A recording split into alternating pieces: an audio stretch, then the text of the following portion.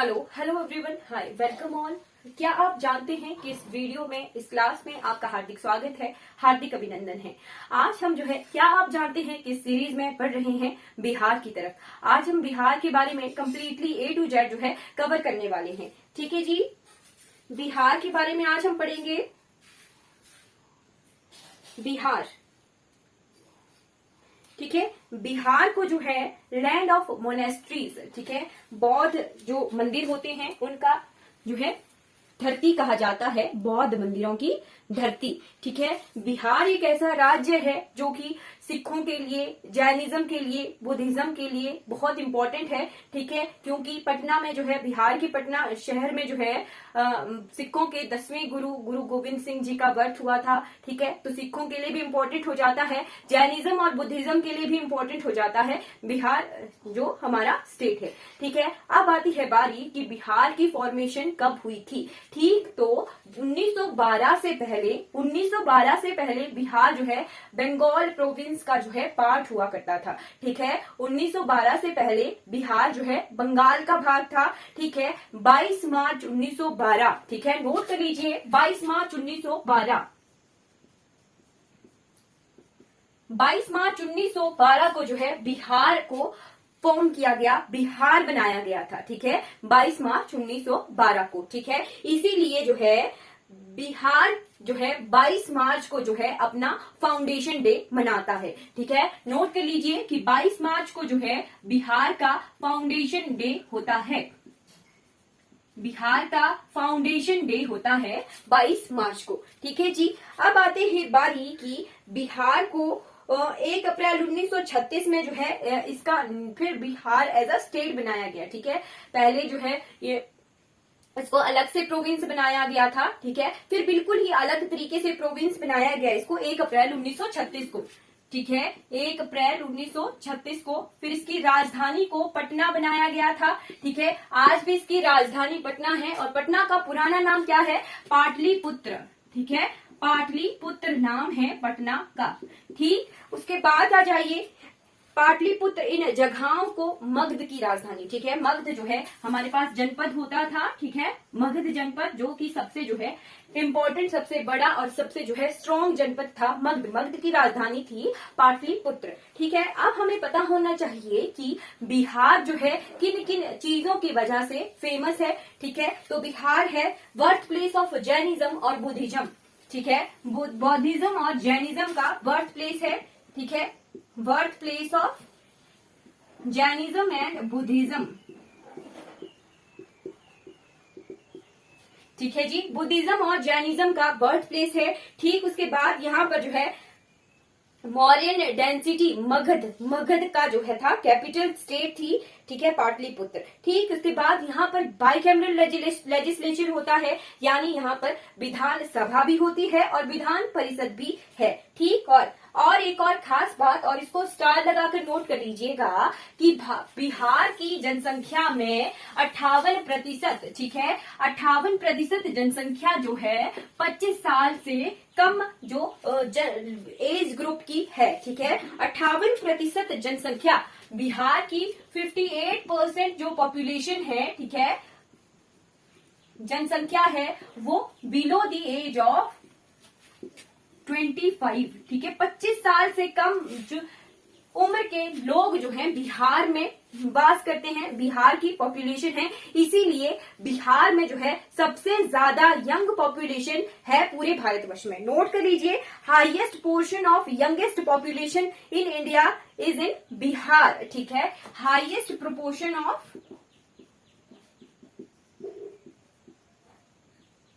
Young people, सबसे ज्यादा जो जवान लोग हैं वो बिहार में हैं। ठीक है जी, अब आ जाते हैं फाउंडेशन डे। हमने देख लिया कि 22 मार्च को बिहार फाउंडेशन डे मनाता है अपना। ठीक, अब आते हैं गवर्नर, सीएम और चीफ जस्टिस ऑफ बिहार के बारे में पढ़ लेते हैं। ठीक है, गवर्नर,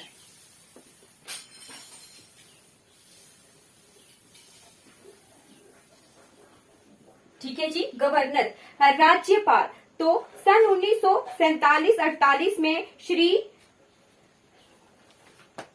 जयराम दास दौलत राम, ठीक है, जयराम दास दौलत राम,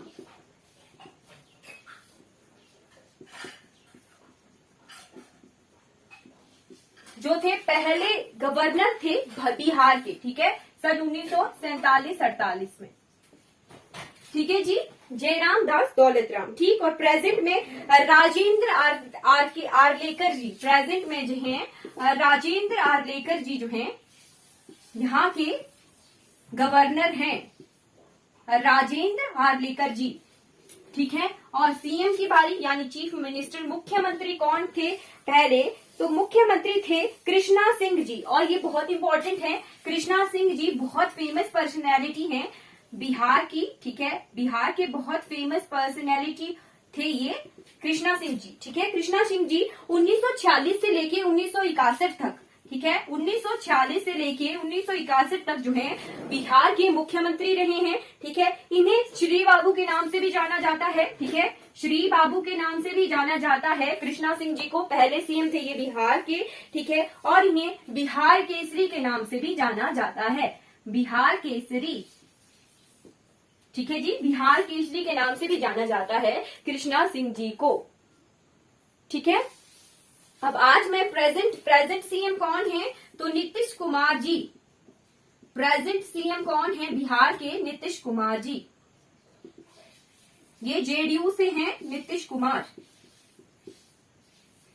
ठीक है जी, नीतीश कुमार जी। अब आती है बारी चीफ जस्टिस और हाई कोर्ट ऑफ बिहार के बारे में पढ़ने की, ठीक है जी। हाई कोर्ट ऑफ बिहार तो स्वतंत्रता से पहले ही एस्टेब्लिश कर दिया गया था। कहां पर है हाई कोर्ट ऑफ बिहार, तो हाई कोर्ट ऑफ बिहार है पटना में, ठीक है, high court of Bihar, high court of Bihar है पटना में। कब इसे बनाया गया था, सन 1916, 3 फरवरी सन 1916 को जो है इसे बनाया गया था हाई कोर्ट, बिहार के हाई कोर्ट को, ठीक है। और पहले चीफ जस्टिस कौन थे यहाँ के, तो honourable sir Edward Maynard Champs, ठीक है। First chief justice of Bihar high court थे ऑन सर एडवर्ड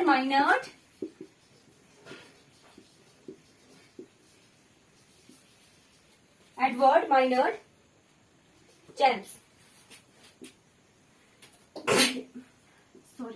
चैम्प्स, ठीक है। कब से कब थे ये, सन 1916-17 में ये यहाँ के पहले जस्टिस थे, ठीक है। अब इसके बाद आ जाइए प्रेजेंट जस्टिस के बारे में। प्रेजेंटली जो जस्टिस हैं वो हैं जस्टिस कृष्णा विनोद चंद्रन, ठीक है, जस्टिस कृष्णा विनोद चंद्रन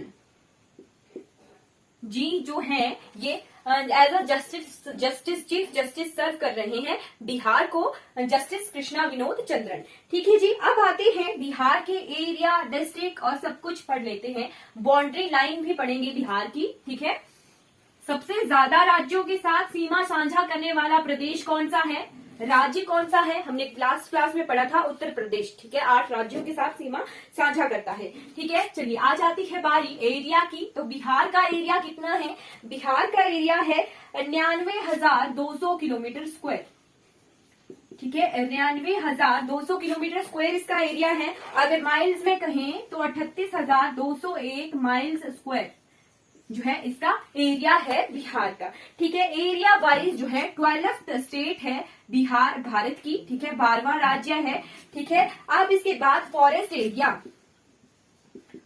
एरिया कितना है बिहार का, तो बिहार गंगा के मैदान है, ठीक है, बिहार में गंगा जो है मैदानों में बहती है, ठीक। तो यहाँ पर मैदान होने की वजह से फॉरेस्ट कवर बहुत कम है, जहां पर ये नेपाल के साथ बाउंड्री लगाता है उस तरफ को वन है, ठीक है, तो बहुत कम एरिया है। कितना है, 6473 किलोमीटर स्क्वायर इतना एरिया है वनों का बिहार में, ठीक है। और बिहार के एरिया का 6.87% जो है फॉरेस्ट एरिया है बिहार के टोटल ज्योग्राफिकल एरिया का, ठीक है। अब आते हैं बिहार की मैप और बिहार की बाउंड्रीज के बारे में पढ़ लेते हैं, ठीक है जी, बिहार का मैप और बिहार की बाउंड्री, ठीक। तो सन 2000 में बिहार में साउदर्न प्रोविंस को अलग कर दिया गया था, ठीक है, सन 2000 में बिहार की साउदर्न प्रोविंस को अलग कर दिया गया था, ठीक। सन 2000 में बिहार से तोड़कर बनाया गया था झारखंड, ठीक है। जैसे सन 2000 में, नवंबर 2000 में उत्तर प्रदेश से तोड़कर बनाया गया था उत्तरांचल, वैसे ही नवंबर सन 2000 में बिहार से जो है पुनर्गठन करके बनाया गया था झारखंड। ठीक है, नवंबर 2000 में बनाया गया था झारखंड। ठीक है, तो झारखंड साउदर्न प्रोविंस हुआ करता था बिहार का। ठीक है, बिहार से टूटकर बनाया गया है झारखंड को। ठीक है, नोट कर लीजिएगा, नवंबर 2000 में झारखंड को बनाया गया था बिहार से अलग करके। ठीक, बिहार किस तरह से बाउंड्री शेयर करता है, इस तरफ को वेस्ट बंगाल है, ठीक, यहाँ को झारखंड है। ठीक है, यहाँ को झारखंड है। झारखंड के बाद इस तरफ को ये वाला जो क्षेत्र है ये यूपी का है। ठीक है, यूपी के साथ बाउंड्री शेयर करता है, वेस्ट में बिहार और नॉर्थ में ये नेपाल के साथ जो है बाउंड्री शेयर करता है। ठीक है, इंटरनेशनल बाउंड्री शेयर करता है नेपाल के साथ बिहार। ठीक है, और इस तरफ वेस्ट की तरफ यूपी है, ईस्ट की तरफ वेस्ट बंगाल है। ठीक है, ये इस तरह से है। ठीक, और जो है साउथ की तरफ इसके झारखंड है। ठीक है, साउदर्न प्रोविंस बिहार का झारखंड हुआ करता था। नवंबर 2000 में इसे अलग से बनाया गया है। ठीक है जी, नोट कर लिया। बिहार में कितने जिले हैं, बिहार में कितने जिले हैं, डिस्ट्रिक्ट्स ऑफ बिहार। चलिए, बिहार में चलिए लोकसभा सीटें और सब कुछ देख लेते हैं। डिस्ट्रिक्ट्स, जिले हैं 38। ठीक है, 38 जिले हैं बिहार में। ठीक, इसके बाद लोकसभा, विधानसभा, विधानसभा की कितनी सीटें हैं बिहार की, बिहार में बाई कैमरल लेजिस्लेचर है, यानी विधानसभा भी है और विधान परिषद भी है। ठीक, तो विधानसभा की 243 सीटें हैं। ठीक है, और विधान काउंसिल, विधान परिषद की जो है, विधान परिषद की यहाँ पर जो है 75 सीटें हैं। ठीक है, 75 सीट्स हैं विधान काउंसिल की। ठीक है, लेजिस्लेटिव काउंसिल की हिंदी में विधान परिषद कहते हैं। ठीक है, लेजिस्लेटिव काउंसिल की 75 सीटें हैं। लोकसभा की यहाँ पर 40 सीटें हैं, लोकसभा की 40 सीटें हैं। ठीक है, और राज्यसभा की बिहार में कितनी सीटें हैं, राज्यसभा की बिहार में 16 सीटें हैं। ठीक है, नोट कर लिया होगा आपने इतनी चीजें। अब आते हैं पॉपुलेशन की तरफ। बिहार की जनसंख्या, बिहार का लिटरेसी रेट, बिहार में जो 2011 की जनगणना के अनुसार कौन कौन से आंकड़े इंपॉर्टेंट हो जाते हैं बिहार के। ठीक है, वो देख लेते हैं। ठीक है, 2011 की जनगणना के अनुसार कौन कौन से आंकड़े बिहार की जीके के लिए इंपॉर्टेंट हो जाते हैं, वो देख लेते हैं। ठीक है,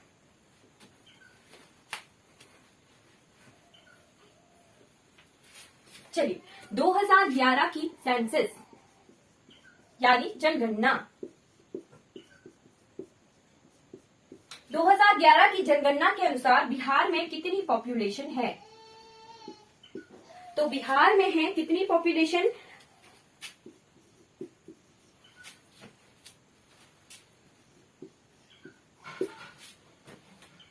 10,40,99,454 इतनी जनसंख्या थी बिहार की जब 2011 में जनगणना हुई थी। तो प्रेजेंटली 13 से 14 वर्ष हो गए हैं जनगणना के, तो अभी पता नहीं कितनी जनसंख्या होगी। ठीक है, पर 2011 में लगभग 10 करोड़ के आसपास जो है जनसंख्या थी बिहार में। ठीक है, अब आती है बारी, रैंक थर्ड है। ठीक है, जनगणना के अनुसार जो है रैंक थर्ड है बिहार का, तीसरे नंबर की जनसंख्या बिहार में बासिंदी है। ठीक है, वास करती है। पहले नंबर पर यूपी है। ठीक है, लगभग 19 से 20 करोड़ जनसंख्या हमने यूपी को पढ़ते हुए देखी थी कि यहाँ पर 2011 की जनगणना के अनुसार लगभग 19 करोड़ से ज्यादा जो है जनसंख्या थी। ठीक है, अब आती है पॉपुलेशन डेंसिटी की।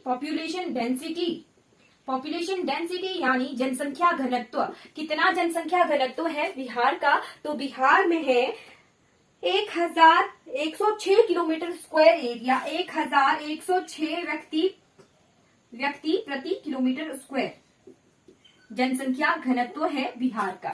ठीक है, 1106। ठीक है, अब आती है बारी सेक्स रेशो की यानी लिंगानुपात। ठीक है, प्रति 1000 पुरुषों पर कितनी स्त्रियां हैं बिहार में, 2011 की जनगणना के अनुसार 918। ठीक है, 918 स्त्रियां हैं प्रति 1000 पुरुषों पर। ठीक है, अब इसके बाद आ जाइए लिटरेसी रेट यानी साक्षरता दर।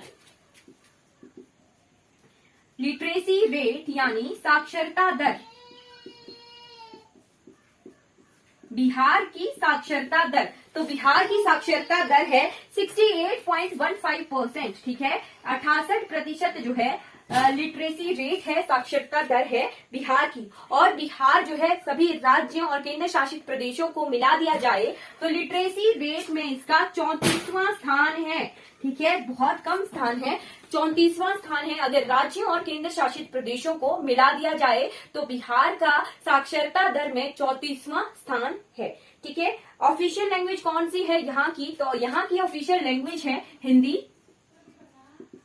ऑफिशियल लैंग्वेज है हिंदी, हिंदी। और एडिशनल ऑफिशियल लैंग्वेज है उर्दू यहाँ की। भोजपुरी भी यहाँ पर बोली जाती है। ठीक है जी, आई होप आपने इतनी चीजें जो है नोट कर ली होंगी बिहार के बारे में। ठीक है, अब पर जाते हैं बिहार के स्टेट सिंबल्स की तरफ। ठीक है, बिहार में स्टेट सिंबल्स, राजकीय चिन्ह कौन कौन से हैं बिहार के? ठीक है जी, राजकीय चिन्ह यानी state symbols of Bihar.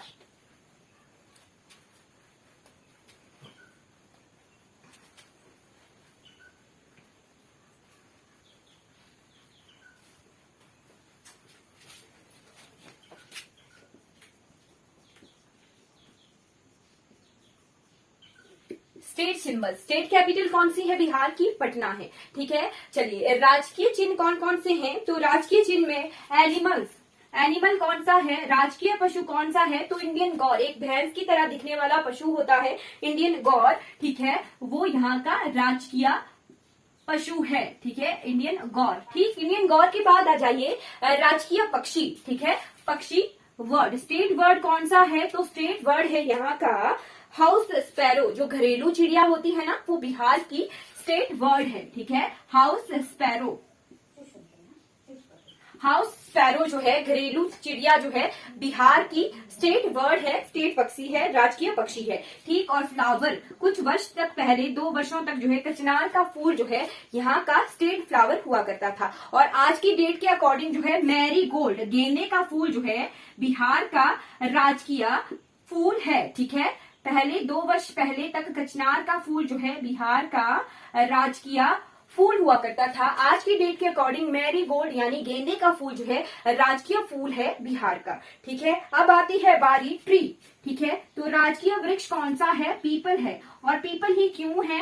People को बिहार में बोधि वृक्ष के नाम से भी जाना जाता है। ठीक है, क्योंकि भगवान बुद्ध, गौतम बुद्ध जी जो थे, उन्होंने निर्वाण की प्राप्ति की थी, एनलाइटमेंट हुई थी उन्हें बोधि वृक्ष के नीचे, बोधगया में। ठीक है, बोधगया भी बिहार में है। ठीक है, तो राजकीय वृक्ष के रूप में बिहार में पीपल के वृक्ष को जो है जाना जाता है। ये 4 सिंबल्स हैं बिहार के स्टेट सिंबल। और कैपिटल कौन सी है? तो पटना है बिहार की कैपिटल। ठीक है जी, अब आते हैं निकनेम्स ऑफ सिटी की तरफ। ठीक है, बिहार के कुछ शहरों को किस किस नाम से जाना जाता है वो हम देख लेते हैं। ठीक है, निकनेम्स ऑफ सिटीज।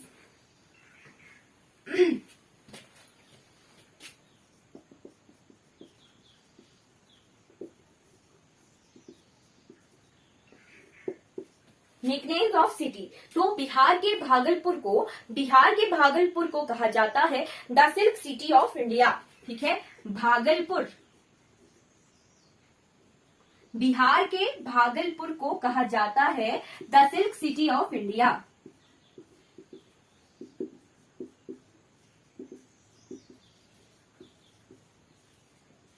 ठीक है, सिल्क सिटी ऑफ इंडिया के नाम से जाना जाता है भागलपुर को। भागलपुर के बाद आता है मुजफ्फरपुर। मुजफ्फरपुर के बाद जो है मैं इंग्लिश में जो वर्ड्स हैं वो ऊपर नीचे लिख सकती हूँ हिंदी में। ठीक है, मुजफ्फरपुर, तो आपको जो सही लगे वो नोट कर लीजिएगा। ठीक है, मुजफ्फरपुर को जाना जाता है द लैंड ऑफ लीची। लीची फ्रूट होता है ना, तो लैंड ऑफ लीची के नाम से जाना जाता है मुजफ्फरपुर को। बिहार में यहाँ पर सबसे ज्यादा लीची उगाई जाती है। गया, बोध गया। ठीक है, बोध गया जो स्थान है वहां पर वो गौतम बुद्ध को जो है एनलाइटमेंट हुई थी, निर्वाण की प्राप्ति हुई थी। ठीक है, तो सिटी ऑफ एनलाइटमेंट। ठीक है, सिटी ऑफ एनलाइटमेंट के नाम से जाना जाता है बोध गया को। बाकी आप बुद्धिज्म के बारे में जो है हिस्ट्री में ज्यादा अच्छे से पढ़ोगे। ठीक है, लैंड ऑफ नॉलेज। ठीक है, लैंड ऑफ नॉलेज के नाम से जाना जाता है नालंदा। नालंदा यूनिवर्सिटी के बारे में तो आपको जानते ही होंगे कि भारतवर्ष का जो है ओल्डेस्ट, ठीक है, यूनिवर्सिटी स्थापित थी बिहार के नालंदा क्षेत्र में, ठीक है। आज भी वहां पर अवशेष है। ठीक, एक यात्री थे, उनका इलाज नहीं हो पाया था, उन्होंने उस इलाज ना होने की वजह से जो है बदला लेने के लिए नालंदा यूनिवर्सिटी को जो है जला दिया था, ठीक है। नालंदा यूनिवर्सिटी के एक प्रोफेसर ने उनका इलाज किया तो था, ठीक, पर बदला लेने के लिए जो है कि भारतवर्ष में कहीं पर भी उनका इलाज नहीं हो पाया, ठीक है। खिलजी थे, खिलजी नामक जो थे वो मोहम्मद गजनवी या मोहम्मद गौरी इनके तो जो थे वो भेजे हुए थे, ठीक, तो उनका इलाज नहीं हो पाया था, उसकी वजह से उन्होंने जो है नालंदा यूनिवर्सिटी को जला दिया था, ठीक है। बाकी इससे रिलेटेड इन्फॉर्मेशन आप कमेंट कीजिएगा अगर आप मुझे पूरी इन्फॉर्मेशन नहीं पता है, ठीक है। तो नालंदा यूनिवर्सिटी को जो है, नालंदा क्षेत्र को द लैंड ऑफ नॉलेज के रूप से जाना जाता है, ठीक है, लैंड ऑफ नॉलेज के रूप में जाना जाता है नालंदा क्षेत्र को बिहार के, ठीक है। ये कुछ निक नेम्स हैं सिटीज के, ठीक है। अब आते हैं बिहार में रहने वाली ट्राइब्स, ठीक है, जनजातियां, बिहार की बाशिंदी जनजातियां, ठीक है। अब आर्ट एंड कल्चर की तरफ बढ़ जाते हैं हम, art and culture of Bihar की तरफ, ठीक है। ट्राइब्स, जनजातियां जो बिहार में रहती हैं, ठीक है। बिहार की एक ट्राइब है बहुत फेमस, ठीक है, बिहार की ट्राइब है उरांव जनजाति। उरांव जनजाति का क्वेश्चन आता है, ठीक है। उरांव जनजाति, ठीक है, उरांव जनजाति कहाँ पर पाई जाती है, तो बिहार में पाई जाती है। इंग्लिश में इसकी स्पेलिंग इस तरह से होती है, उरांव,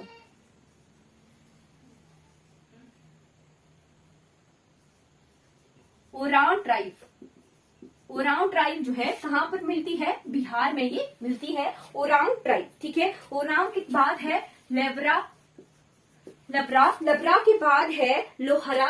लोहरा और उरांव जनजाति का क्वेश्चन पेपर में आया था, ठीक है। उरांव जनजाति, उरांव और लोहारा जनजाति कहाँ मिलती है, ठीक है। लोहारा के बाद संथाल, संथाल के बाद आ जाइए मुंडा जनजाति, मुंडा और खारवार। मुंडा जनजाति में बिरसा मुंडा जी, बिरसा आपके लिए होमवर्क है कि बिरसा मुंडा जी जो थे वो क्यों फेमस थे, उनके बारे में जो है आपने इन्फॉर्मेशन को कमेंट बॉक्स में कमेंट करना है, ठीक है। बिरसा मुंडा जी, होमवर्क है आपके लिए बिरसा मुंडा जी के बारे में, ठीक। संथाल, मुंडा जनजाति, मुंडा जनजाति के बाद खारवार जनजाति,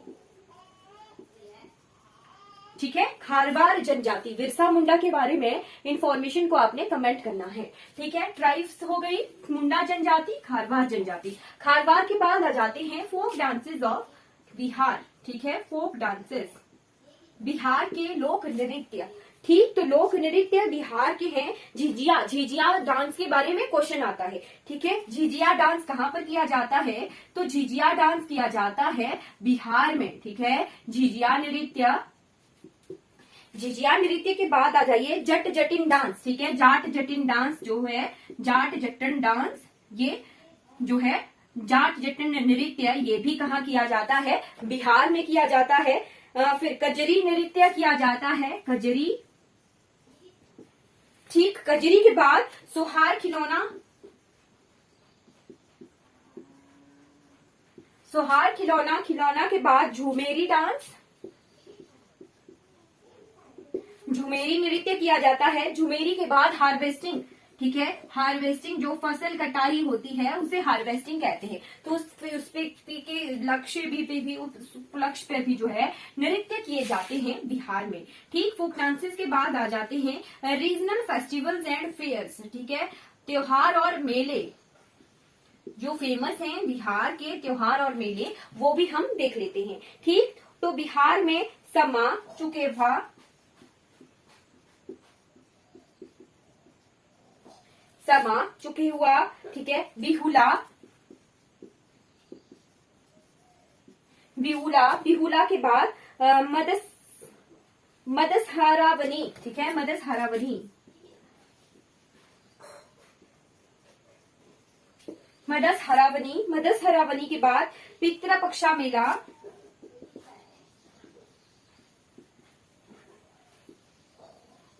पितृपक्ष मेला के बाद छठ पूजा। छठ पूजा जो है बहुत फेमस है और बहुत मनाई जाती है बिहार में, छठ पूजा, छठ पूजा, ठीक है, छठ पूजा। और एक और मेला है जो बहुत फेमस है, दैट इज सोनपुर मेला। ठीक है, सोनपुर पटना से कुछ दूर पर है सोनपुर। ठीक है, सोनपुर क्षेत्र, और जहां पर जो है ये गंडक रिवर और सोन नदियां जहां गंगा में मिलती हैं वो क्षेत्र है। ठीक है, सोनपुर फेयर और छठ पूजा बहुत फेमस है बिहार में। ठीक है, नोट कर लीजिएगा। ठीक है, क्लियर हो गया। अब आते हैं एग्रीकल्चरल प्रोडक्ट्स ऑफ बिहार। ठीक है, नोट कर लिया होगा, आई होप आपने ये सब। ठीक है, अब आते हैं एग्रीकल्चरल प्रोडक्ट्स ऑफ बिहार के बारे में जान लेते हैं। ठीक है, बिहार में आलू प्याज दोनों उगाया जाता है। अभी तक हमने प्याज के बारे में नहीं देखा था कि प्याज कहाँ मिलता उगाया जाता है, बल्क में। ठीक है, तो बिहार का प्रोड्यूस है, प्रोडक्ट है अनियन भी और पोटैटो भी। ठीक है, agricultural product of Bihar.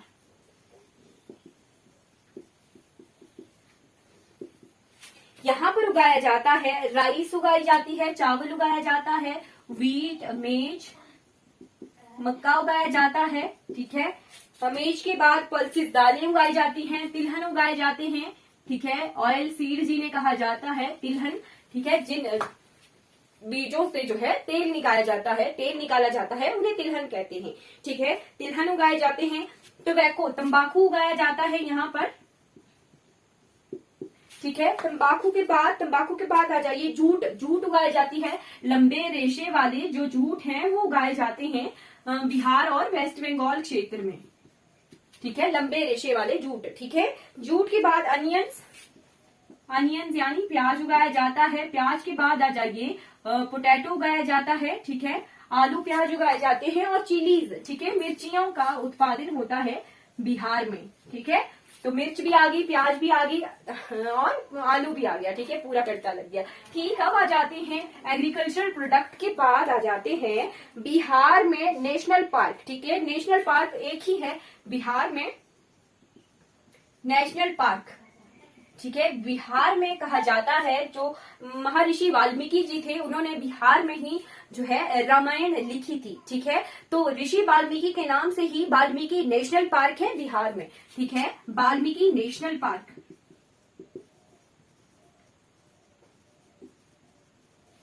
Valmiki national park है बिहार में। ठीक है, अब नेशनल पार्क के बाद आ जाइए बर्ड सेंचुरीज। ठीक है, पक्षी अभ्यारण्य,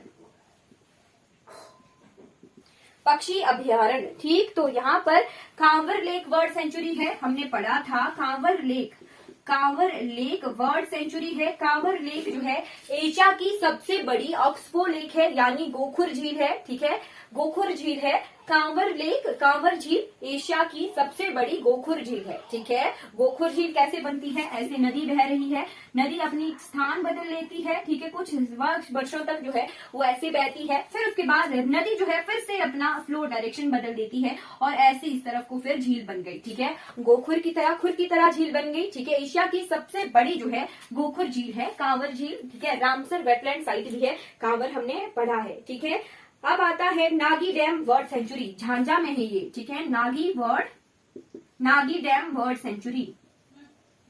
ठीक है, 2 बर्ड सेंचुरीज इंपॉर्टेंट है, और सबसे बड़ी जो है नागी है। ठीक है, बर्ड सेंचुरी। ठीक है, नागी नदी के किनारे है ये, झाझा जगह में। ठीक, क्लियर हो गया। अब हम पढ़ते हैं लेक्स। कांवर झील भी एक झील थी। ठीक है,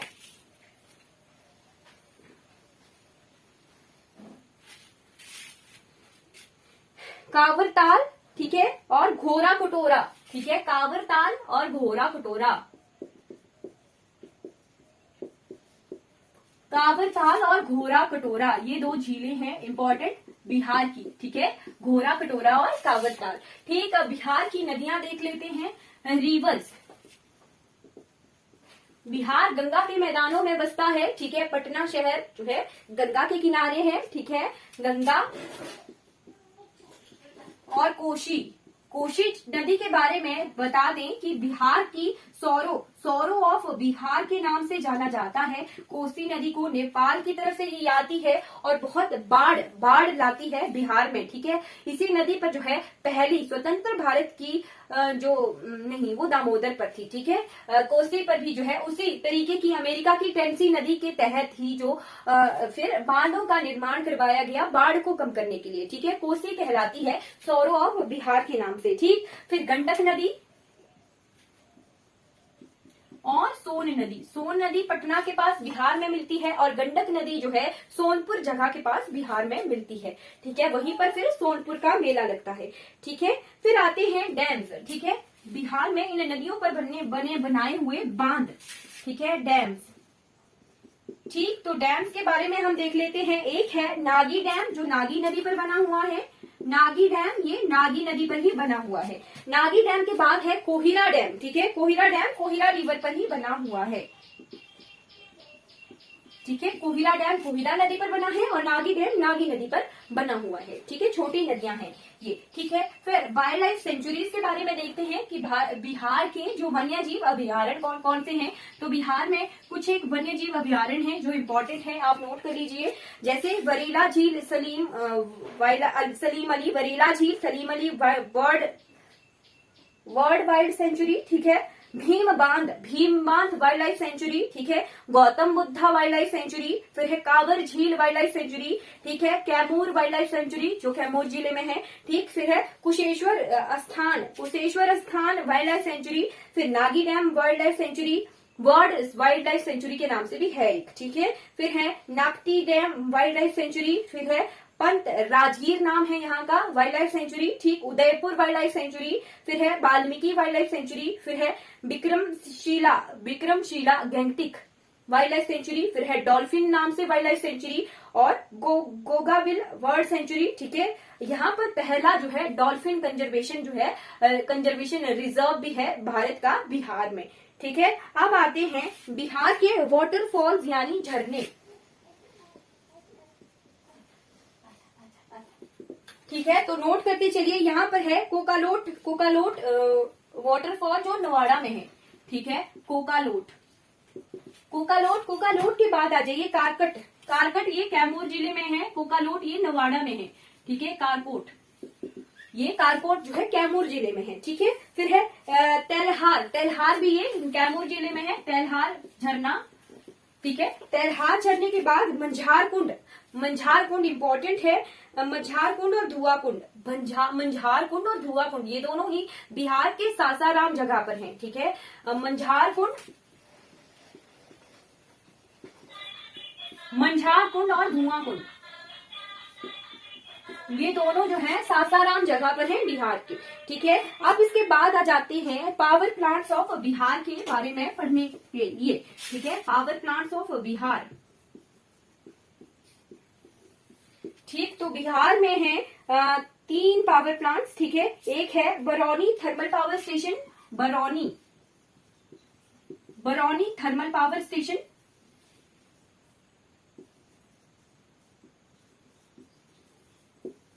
बरौनी थर्मल पावर स्टेशन ये बेगूसराय में है बिहार में। ठीक है, बिहार के बेगूसराय में। फिर दूसरा है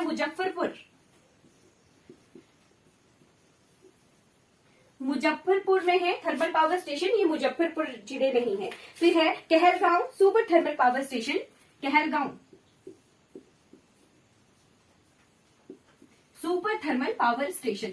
ठीक है, Kahalgaon super thermal power station ये भागलपुर जिले में है। ठीक है, 3 थर्मल पावर स्टेशन जो कि हैं अंडर गवर्नमेंट। ठीक है, बाकी प्राइवेट थर्मल पावर स्टेशन तो बहुत सारे हैं बिहार में। ठीक है, अब आते हैं दो जो हैं यूनेस्को वर्ल्ड हेरिटेज साइट्स हैं बिहार में, वो भी कवर कर लेते हैं। ठीक है, यूनेस्को वर्ल्ड हेरिटेज साइट और ज्योग्राफिकल इंडिकेशंस 2 चीजें हम कवर कर लेते हैं साथ साथ में बिहार की। ठीक है, यूनेस्को वर्ल्ड हेरिटेज।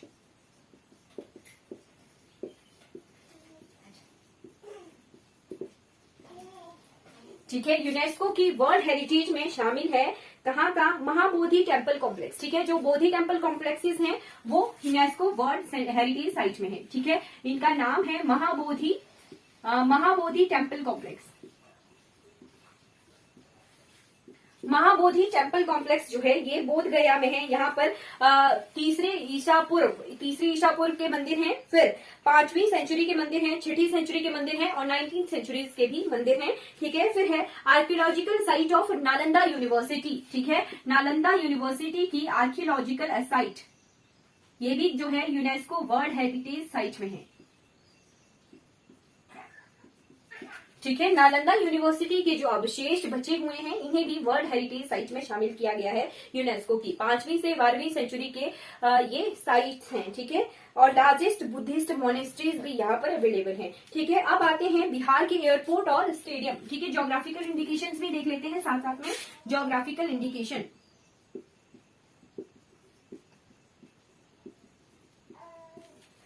ठीक, तो ज्योग्राफिकल इंडिकेशन मिली हुई है मधुबनी आर्ट को, ठीक है। मधुबनी पेंटिंग्स बहुत फेमस हैं, मधुबनी पेंटिंग्स।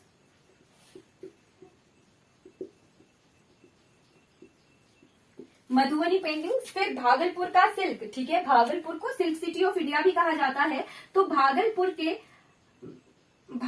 के सिल्क को जो भी सिल्क को भी जो है ज्योग्राफिकल इंडिकेशन का टैग मिला हुआ है, ठीक है। भागलपुर का सिल्क, भागलपुर का रेशम, ठीक, भागलपुर का रेशम। फिर है कतवा, खतवा, ये कुछ होता होगा बिहार में, इसे भी जो है इंडिकेशन मिला हुआ है। फिर सुजीनी जगह की एम्ब्रॉयडरी वर्क, ठीक है। सुजीनी जगह का एम्ब्रॉयडरी वर्क, ये कुछ इंपॉर्टेंट जो है ज्योग्राफिकल इंडिकेशंस हैं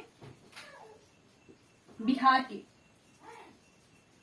ज्योग्राफिकल इंडिकेशन होता है कि उन जगहों की स्पेशलिटी होती है ये, ठीक है। अब आते हैं स्टेडियम्स और एयरपोर्ट्स, ठीक है। इंपॉर्टेंट स्टेडियम्स और एयरपोर्ट ऑफ बिहार, ठीक है। इंपॉर्टेंट स्टेडियम और एयरपोर्ट ऑफ बिहार, ठीक है। नोट करते चलिएगा, अब आप नोट करते चलिएगा क्योंकि ये इंटरनेशनल एयरपोर्ट तो नहीं है, ठीक है। लोकनायक जयप्रकाश एयरपोर्ट पटना का, ठीक है। लोकनायक है, ये पटना में है, ठीक है। लोकनायक जयप्रकाश, ठीक। और दूसरा इंपॉर्टेंट हो जाता है क्योंकि ये एयरफोर्स के अंडर है, ठीक है। तो एयरफोर्स के अंडर है दरभंगा एयरपोर्ट, ठीक है। दरभंगा एयरपोर्ट, दरभंगा एयरपोर्ट जो है भारत की एयरफोर्स डिफेंस के अंडर है, ठीक है। और बिहार का ये लॉन्गेस्ट रनवे एयरपोर्ट है, ठीक है, दरभंगा एयरपोर्ट, ठीक। और यहाँ पर जो है 2 स्टेडियम है, एक है मोइन उल हक स्टेडियम जिसे राजेंद्र नगर स्टेडियम भी कहा जाता है, ये पटना में है। और दूसरा है संजय गांधी जैविक उद्यान, पटना में ही है ये दोनों स्टेडियम, ठीक है। अब आते हैं इंपॉर्टेंट मॉन्यूमेंट्स और टूरिज्म अट्रैक्शन की तरफ, ठीक है।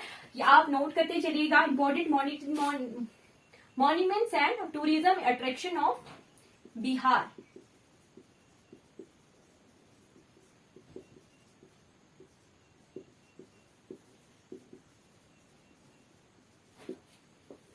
नोट करते चलिएगा क्योंकि बिहार में बहुत जो है वास्ट है, ठीक है। शेर शाह सूरी का मकबरा कहाँ पर है, तो ये बिहार के सासाराम में है। नोट करते चलिएगा, शेर शाह सूरी का मकबरा ये सासाराम बिहार में है। फिर शमशेर खान का मकबरा ये भी कहाँ पर है, औरंगाबाद बिहार में है, ठीक है। Ancient site of Vikramshila university, ठीक है, विक्रमशिला मोनेस्ट्री ये भी बिहार में है। और रॉक कट टेम्पल ये कहाँ पर है, भागलपुर में है, ठीक है। फिर बुद्धिस्ट स्तूप है, ठीक है, बुद्ध के स्तूप हैं कहाँ पर, ईस्ट चंपारण में है, ठीक है। बुद्धिस्ट स्तूप हमने चंपारण में देखे। राजा विशाल का घर वैशाली में है, ठीक है। फिर टॉम ऑफ शेरशाह सूरी, ठीक है, शेरशाह सूरी का मकबरा कहाँ पर है, ये बिहार के सासाराम के रोहतास जगह में है, रोहतास जगह, ठीक।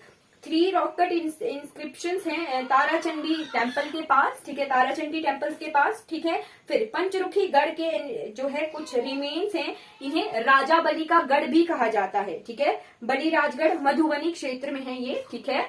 फिर है बोधि ट्री, बोध गया में, मैंने बताया था जहाँ जो है गौतम बुद्ध को एनलाइटमेंट हुई थी, ठीक है। बोध गया जगह पर बोधि ट्री है, ठीक है।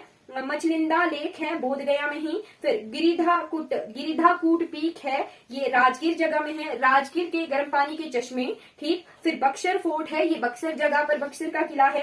नौलखा पैलेस है, ठीक है। नालंदा यूनिवर्सिटी है, ठीक है। 6 साइट्स है, पटना की 6 साइट है, क्योंकि मैंने बताया था कि गुरु गोविंद सिंह जी का जन्म जो है 10वें गुरु गोविंद सिंह का जन्म पटना में हुआ था, जहां पर जो है क्या है, तख्त श्री पटना साहिब के नाम से जाना जाता है, उसे तख्त श्री पटना साहिब के नाम से जाना जाता है। मां मुंडेश्वरी देवी का टेम्पल भी है, ये बिहार में है। ये कुछ इंपॉर्टेंट मॉन्यूमेंट्स और टूरिज्म अट्रैक्शन है बिहार जिन क्षेत्रों से, जिन चीजों से जाना जाता है बिहार। ठीक है, हमने जो है बिहार के बारे में A to Z कंप्लीटली पढ़ लिया है। ठीक है, जो भी इंपॉर्टेंट स्टैटिक जीके है बिहार की।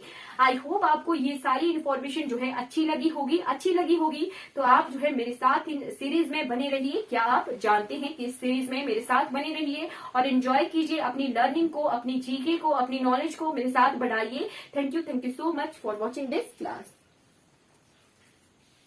अगर आपको ये वीडियोस अच्छी लगती हो तो लाइक कीजिएगा, सब्सक्राइब कीजिएगा मेरे चैनल को और दूसरों तक इन वीडियोस को जरूर पहुंचाइएगा जिनने जो है इन वीडियो से हेल्प हो सके। Thank you so much for watching this class.